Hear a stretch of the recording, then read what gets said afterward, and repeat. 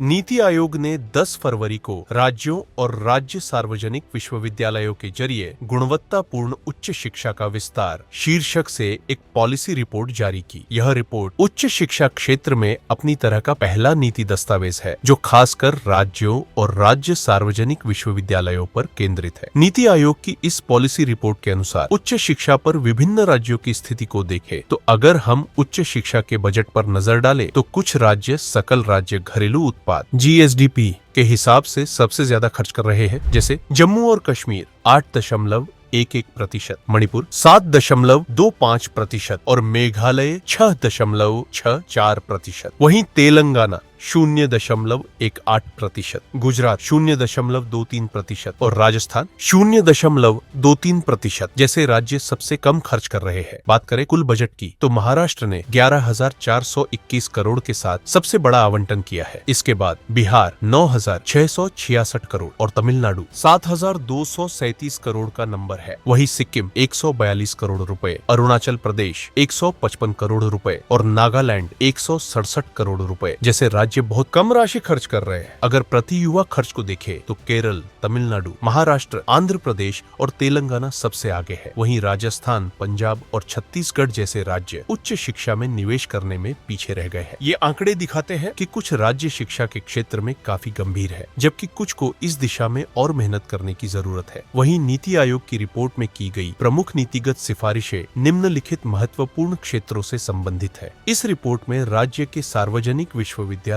SPU में शोध की गुणवत्ता बढ़ाने और शिक्षा शास्त्र में सुधार पर जोर दिया गया है। इसकी मुख्य सिफारिशों में राष्ट्रीय शोध नीति लागू करना, SPU में उत्कृष्टता केंद्र बनाना और मानविकी शोध को बढ़ावा देना शामिल है। इसके अलावा बहुविषयक शिक्षा और शोध विश्वविद्यालयों की स्थापना की भी बात की गई है ताकि शोध और शिक्षा के बीच का अंतर मिट सके। रिपोर्ट में SPU के वित्तीय और बुनियादी ढांचे में सुधार की जरूरत को भी उठाया गया है, जिसमें राज्य स्तरीय वित्त एजेंसियों की स्थापना और कर छूट का समर्थन शामिल है। इसके साथ ही CSR योगदान को बढ़ावा देने और ऑपरेशनल खर्चे घटाने के लिए उपयोगिता दरों की समीक्षा करने की सिफारिश की गई है। रिपोर्ट में रोजगार को भी अहम बताया गया है और इसके लिए विश्वविद्यालय उद्योग सहयोग बढ़ाने, इंटर्नशिप और अप्रेंटिसशिप के अवसरों को विस्तार देने का सुझाव दिया गया है। साथ ही छात्रों को उद्यमिता और नवाचार के लिए प्रेरित किया गया है ताकि वे सिर्फ नौकरी पाने वाले नहीं बल्कि नौकरी देने वाले बन सके। और आखिरकार इस रिपोर्ट में इन सिफारिशों की सफलता ट्रैक करने के लिए एक 125 प्रदर्शन संकेतकों का भी सुझाव दिया गया है ताकि सुनिश्चित किया जा सके कि उच्च शिक्षा के क्षेत्र में किए गए प्रयास सही दिशा में है। क्या आप इस वीडियो पर आधारित यह MCQ सॉल्व कर सकते हैं?